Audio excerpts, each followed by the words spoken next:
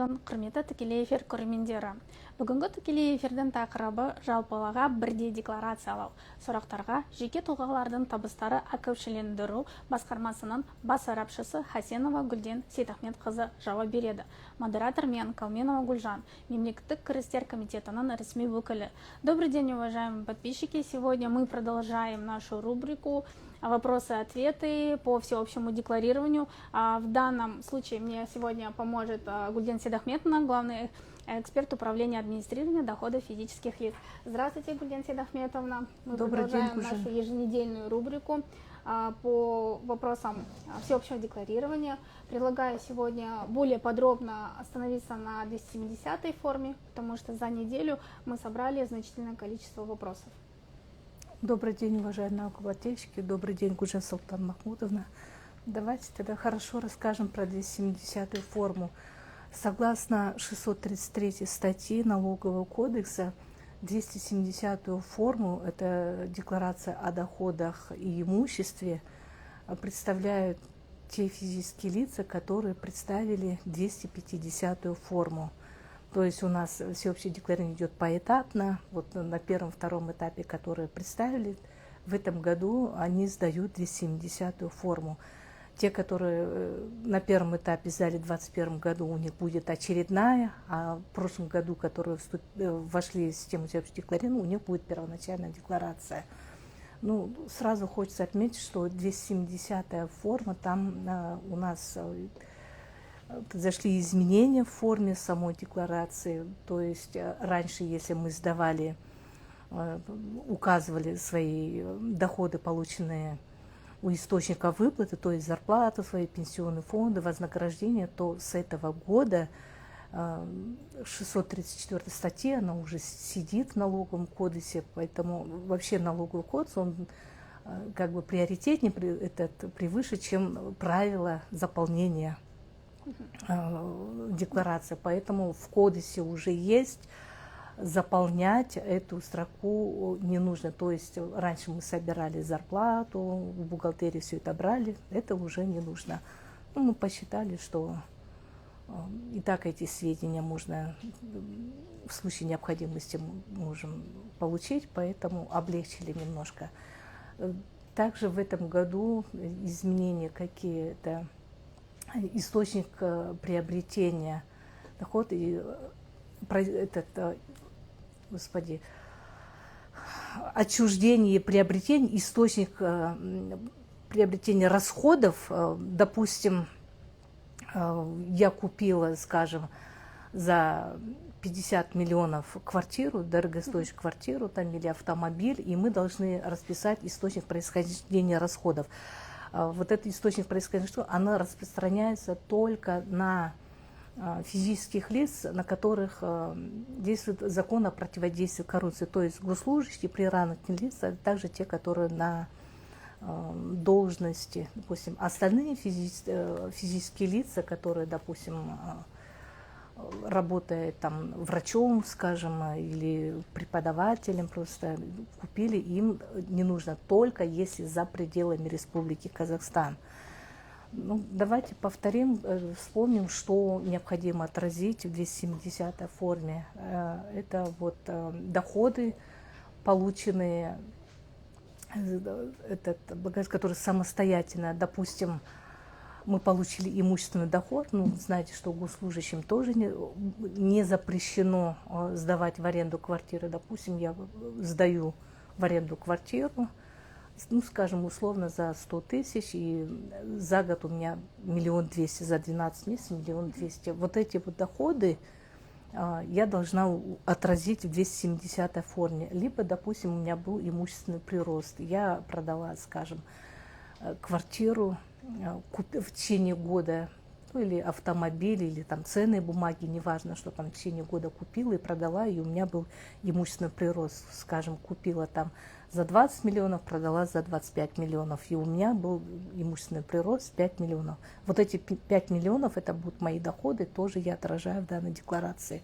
То есть в 270-й форме, там есть виды в новой форме все доходы, какие нужно, подлежащие налогообложению самостоятельно, в том числе доходы, полученные за пределами Республики Казахстан. Источники приобретения доходов, расходов, вот я сказала, что это отражают только госслужащие и при ранее к ним лица, простые физические лица это не отражает. Срок сдачи декларации сейчас единый до 15 июля. Способы представления сейчас вот поскольку у нас обновилась форма, поэтому она реализована в кабинете налогоплательщика с помощью ЦП-ключа и информационной системы САНО. В Е-Салық-Азамате уже новую форму сдать физические лица не смогут. Она реализовывается пока еще, но это определенное время нужно, поэтому мы всем говорили, сдавайте, обещали, что с 1 августа новая форма будет, все ждали эту форму, но теперь только через кабинет налогоплательщика и информационную систему САНО. Также можно сдать на бумажном носителе или по почте.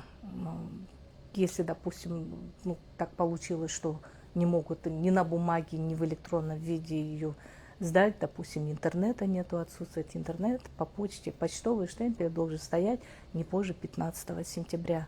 В этом году 15 сентября у нас выпадает на выходной день, воскресенье, если не ошибаюсь.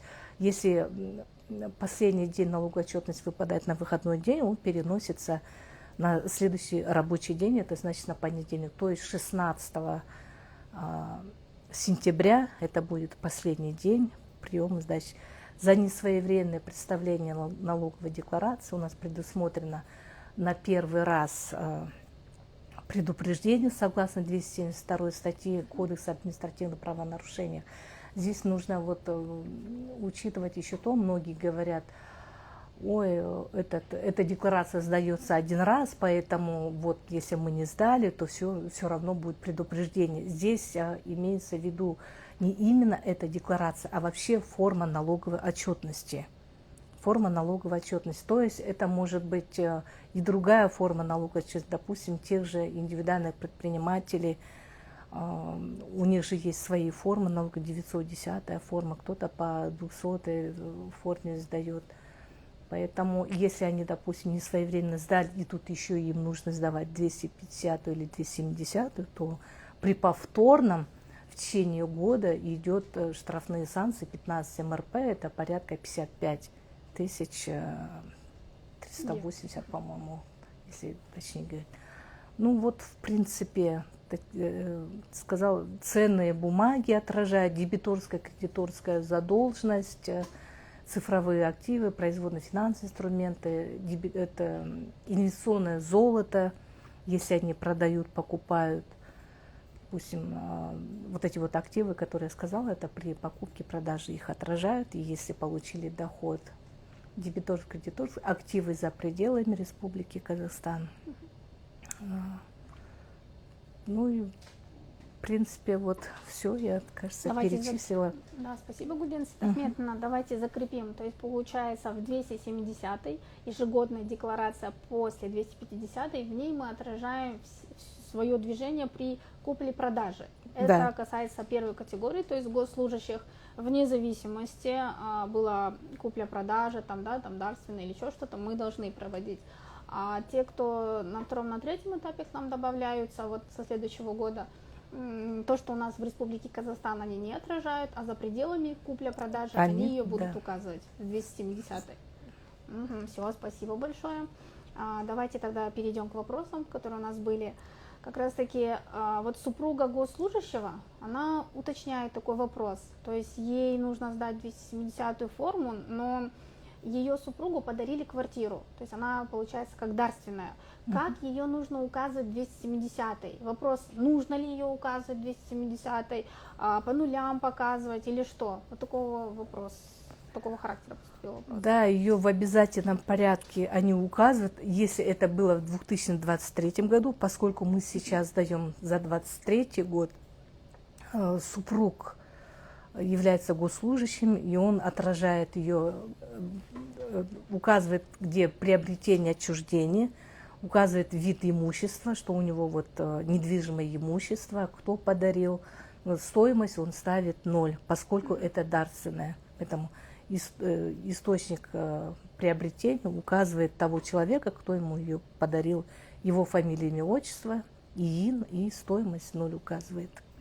Я здесь просто хочу расширить вопрос, точнее ответ.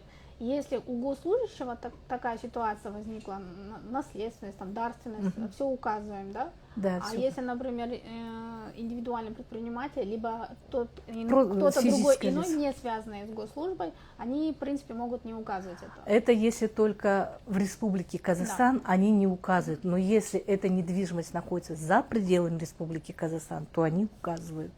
Все, спасибо большое. Я думаю, ответ исчерпанный получили. Так, второй вопрос. В 2024 году, то есть в этом году, они сдают декларацию 270 формы. Однако говорили, что уже не нужно указывать приобретение и отчуждение имущества в Казахстане и источник приобретения. Правда ли это? Форма на момент сдачи имела такие графы, но если в декларации не указано приобретение, будет ли это ошибкой? Ну, здесь, скорее всего, опять-таки вопрос повторяется, то, что мы ранее обсуждали и сказали, что если все, что по Казахстану, ее можно не отражать, а за пределами мы показываем, да? Да, 270-я форма, на самом деле, здесь нужно сказать, что она меняется. Да, в Ясалыке Азамат сейчас пока нет возможности ее сдать, технические работы ведутся, да, но повторим, что через кабинет налогоплательщика, а также через СОНа есть возможность ее сдать в электронном формате. Так, следующий вопрос. Хотел узнать, открыли ИП в июле в этом году. И в сентябре хотят ее закрыть. Нужно ли им сдавать 250-ю форму или не нужно? Если они по состоянию на 1 января 2024 года не были зарегистрированы в качестве индивидуального предпринимателя, то у них обязательств по сдаче 250-й формы не будет. Они будут, как оставшаяся категория населения, на следующий год представлять декларацию. Так, Гульден Сейдахметовна, знаете, у нас очень много вопросов было. Все-таки люди недопонимают, наверное. В 250-й здесь уже вопрос, за какую задолженность нужно отражать между физическим лицом и юридическим лицом, либо они могут между физическими лицами также показать и отразить это в 250-й. 250, вот да. Те, которые впервые в этом году, сейчас идет третий этап, все еще декларированно представляют руководители, учредители, участники юридических лиц, индивидуальные предприниматели, а также и супруги. И там в 631 статье Налогового кодекса сказано, что дебиторская, кредиторская задолженность нужно отражать между физическими лицами и иными лицами. Иные лица – это юридические лица здесь. Поэтому, если, допустим, юридическое лицо должно физическому лицу, скажем, задолжали зарплату, скажем, он отработал в 22-23 году, а ему зарплату до сих пор не выплатили. Тогда это получается у этого физического лица дебиторская задолженность. Но при этом дебиторская задолженность должна быть нотариально засвидетельствована. Засвидетельствовать можно до сдачи декларации до 15 сентября текущей даты. Главное, чтобы до сдачи декларации была нотариально заверена. То есть и между юридическим физическим лицом, и между физическими лицами. Так, таковых ограничений нету, да? Главное условие – это нотариально заверенный документ. Спасибо большое, Гульден Сейдахметовна. Так, к нам поступили вопросы в прямом эфире. Давайте я их сейчас озвучу. Так, сможете ли ответить, когда обновленная форма 250 будет в приложении Ясалык Азамат? Я пока, к сожалению, не могу на этот вопрос ответить, потому что это не от нас зависит, это вот разработчики делают, но это определенное время нужно, не так это просто. Ну, до 1 сентября работал же Ясалык Азамат, кто мешал им сдавать? Мы же кричали во все горло: сдайте, сдайте декларацию. А теперь, когда уже новая форма, вот с 1 августа, все теперь хотят через Ясалык Азамат. Спасибо. Так, вопрос следующего характера. В прошлом году, то есть в 2023 году, продали квартиру. Она была в совместной собственности вместе с супругой, а налог на имущество платил супруг. Кто должен указывать продажу в 270-й форме декларации? Если право собственности на обоих супругов, допустим, оба владельцы, то каждый из супругов указывает. Это касается, если оба госслужащие, Да. это касается госслужащих. Если это просто физические лица, то мы уже говорили, что то, что в Казахстане, то не нужно отражать. Оба супруга указывают. Если только один владелец собственник, то указывает только тот, кто является собственником квартиры. Так, спасибо. Следующий вопрос. Здравствуйте. Декларация от руководителя ТО сдана через приложение Каспий банка. Так можно? Вопрос такой. А какую декларацию? Ну, если она 250-я. 250, да, 250 форма Весал Казамат работает. Нет, через Каспий банк они сдали. Так можно? То есть... Каспий КЗ там да, есть. Ну, здесь нужно, наверное, давайте скажем источники, как можно, чтобы люди...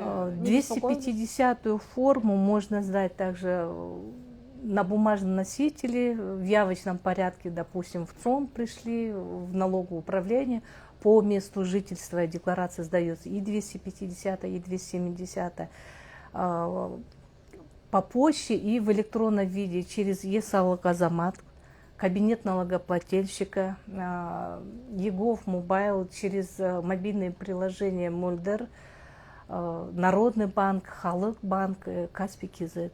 БЦК, Вот. да, еще? Так. Так, вопрос. У меня в банковской ячейке лежат 100 миллионов тенге. Как их отразить при входной декларации 250 на 31 декабря 2023 года? Они могут отразить как другое имущество. В 250 форме там есть что можно указать другое имущество, которое превышает тысячекратно размер МРП. Оно же получается как бы ячейка, потому что деньги на депозитах в банках второго уровня не отражаются. Только если за пределами Республики Казахстан. А тут получается, что у него в ячейке эти деньги, он может как другое имущество тогда. Наличные деньги, если не превышают 10 тысяч МРП, это порядка 34 миллиона 500 тысяч. Здесь вот дополнение написали, что продали за 7 миллионов тенге квартиру. То есть ранее вопрос звучал такого характера, что совместно нажитое имущество продали, а налог на имущество оплачивал супруг. Теперь вот эти 7 миллионов, как нужно им отражать в 270-й форме? За 7 миллионов продали квартиру?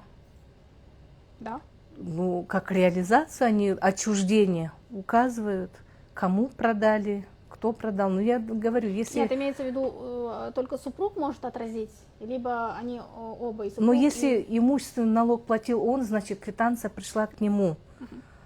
Скорее всего, здесь собственник супруг является. А если они оба совместны, то квитанция может прийти и супругу, и супруге. Но если ему пришла, может он достаточно, я считаю, что если он отразит реализацию. Все.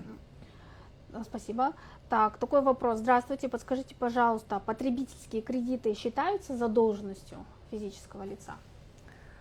Ну, это задолженность, но отражать ее в декларации не нужно. То есть в банках второго уровня кредиты, которые мы получили, ее не отражают. Также и в других микрофинансовых организациях, если есть кредиты, они не отражаются. Только между физическими лицами и юридическими лицами, за исключением банков второго уровня и микрокредитных организаций. Спасибо. Так, на сейчас, пока вот поступают вопросы, Гульден Сейтахметовна, скажите, пожалуйста, какая работа вообще проводится в целом комитетом госдоходов, да, в лице вашего департамента управления по предоставлению информации в части 250, 270 формы, то есть что делается?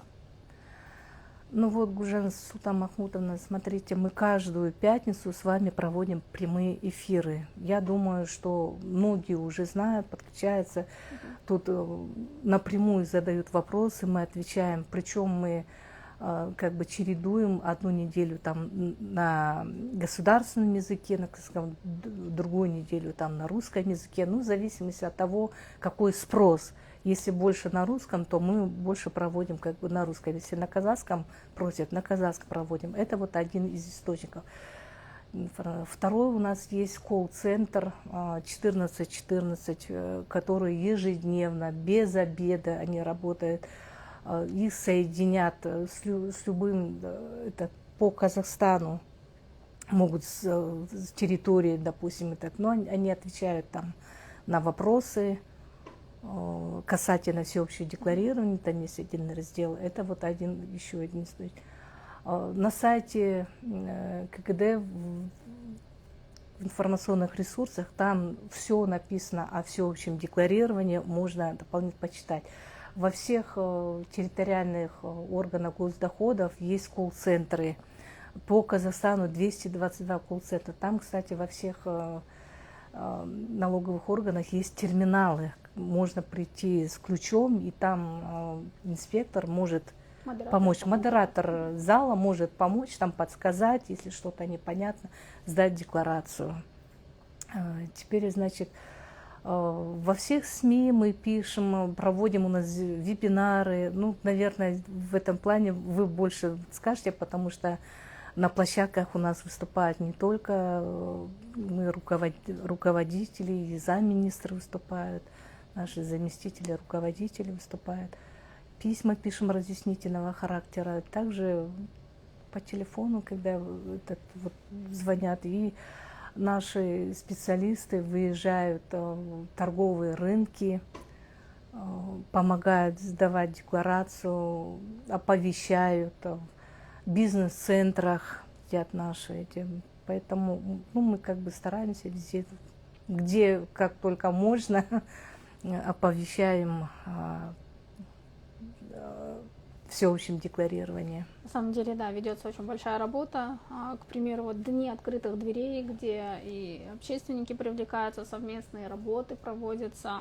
Хочу также еще раз напомнить, что, в принципе, каждую неделю именно на территориальных департаментах госдоходов и в управлениях госдоходов проводятся дни открытых дверей, где вы можете непосредственно прийти в явочном порядке, задать свои какие-то вопросы, либо оставить здесь сохранится эфир, данный эфир, здесь задать свои вопросы, либо нам в личные сообщения.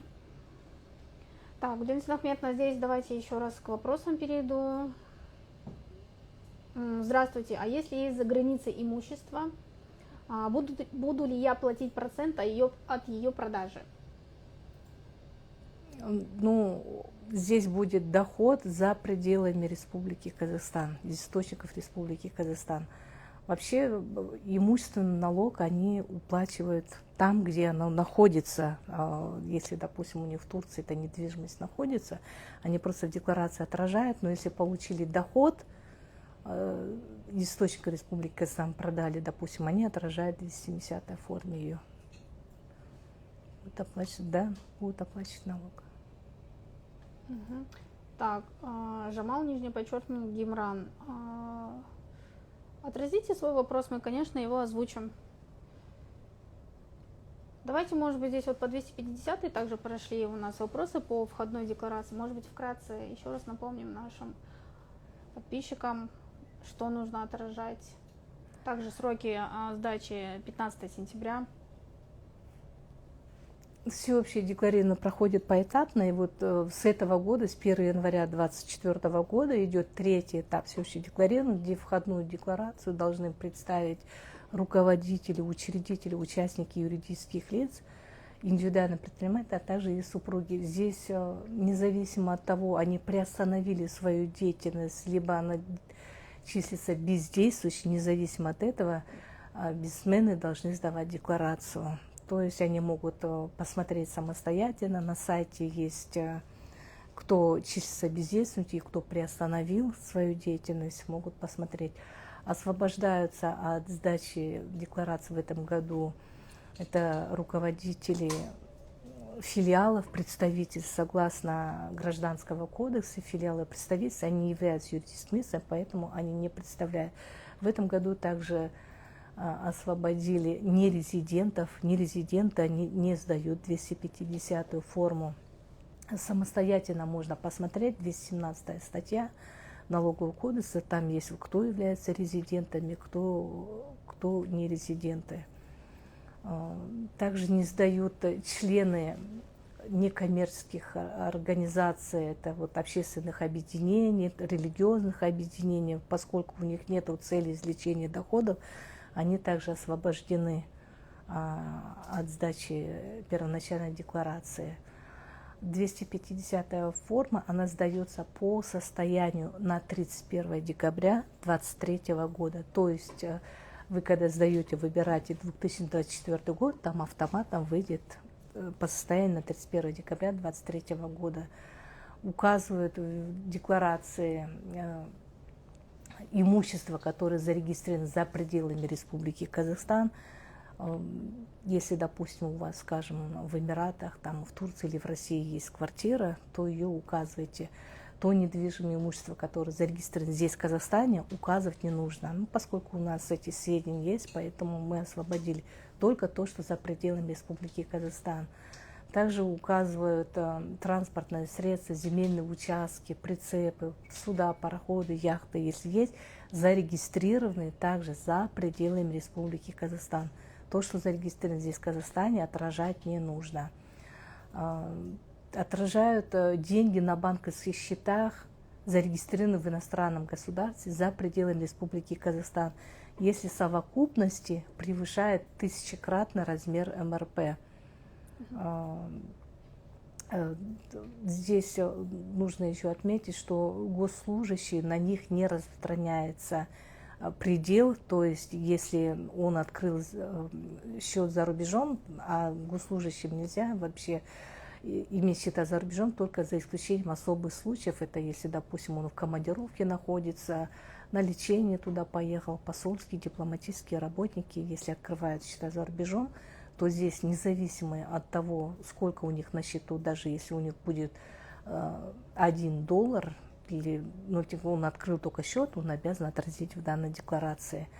И доля участия в уставном капитале юридического лица, зарегистрирован за пределами Республики Казахстан. Вот эти 4 вида активов, которые я сказала, это то, что за пределами Республики Казахстан. Остальные виды активов, которые я сейчас буду перечислять, это независимо в Казахстане или за пределами, нужно отразить в данной декларации. Это дебиторская, кредиторская задолженность, нотариально заверенная. Это наличные деньги, если превышает 10 тысяч МРП. Это другое имущество, которое за одну единицу превышает 1000-кратный размер МРП. Другое имущество, это может быть и ювелирные украшения, это предмет антиквариат, это может быть музыкальный инструмент, это может быть породистое животное. Если оно превышает 1000-кратный размер МРП, они по желанию имеют право зарегистрировать в 250-й форме. Даже инвестиционное золото, производные финансовые инструменты, ценные бумаги, цифровые активы в 250-й форме, доля участия в жилищном строительстве указывает, интеллектуальная собственность, авторские права. Вот эти вот виды активов, которые необходимо указать в 250-й форме. Срок сдачи декларации до 15 сентября 2024 года. Все декларации сдают по месту жительства. Раньше у нас было, если индивидуальный предприниматель, то они сдавали по месту регистрации индивидуального предпринимателя. Сейчас все сдают по месту жительства.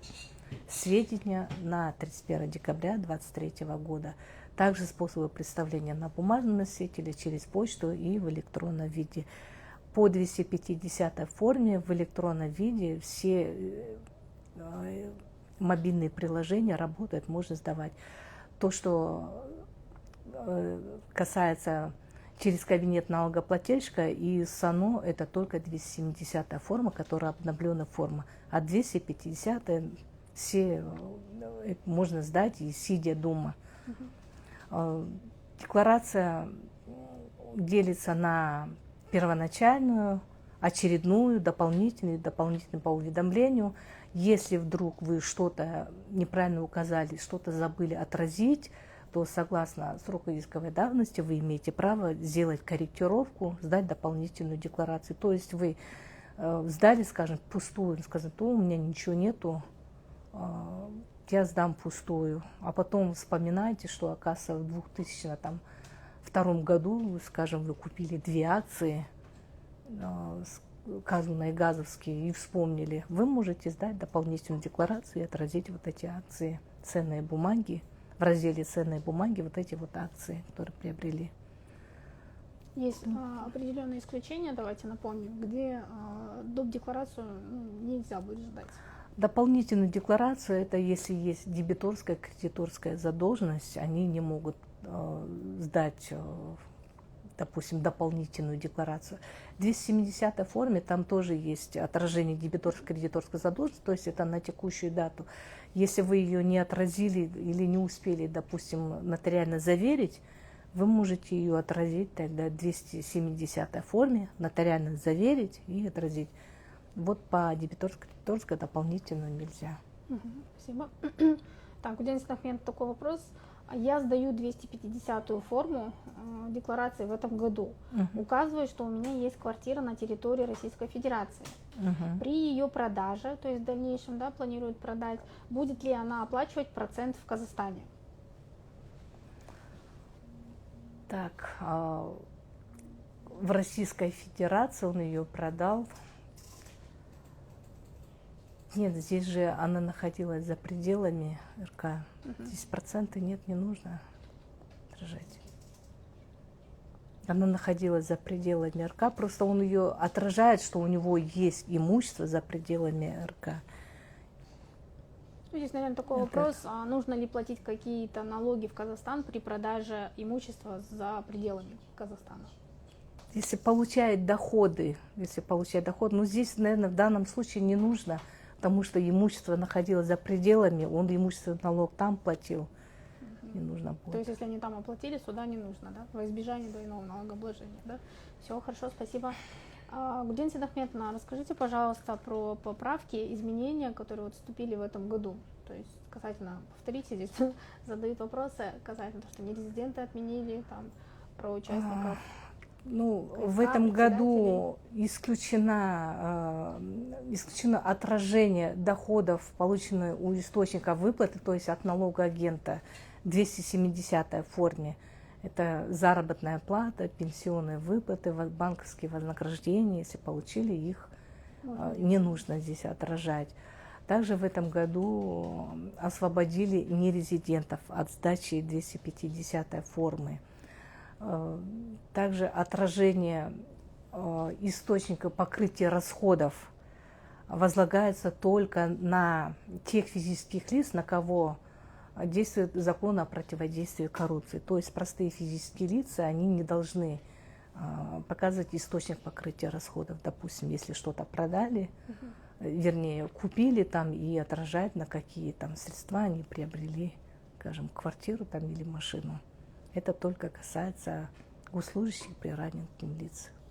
А кто в этом году 250-ю форму не сдает, а переносится на 2025 год? Нет, не переносится. Вся оставшаяся категория населения сдает на следующий год. Те, которые не вошли первый, второй этап, первый, второй, третий этап. Вот члены КСК спрашивают, кроме председателя, жильцы. Вот это имейте в виду. Да, члены некоммерческих организаций, это члены КСК, кооперативных, гаражных обществ, это религиозных, общественных объединений, акционеров,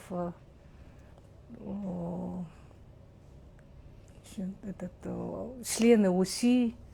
Они освобождаются от сдачи декларации в этом году. Только первые руководители сдают декларацию.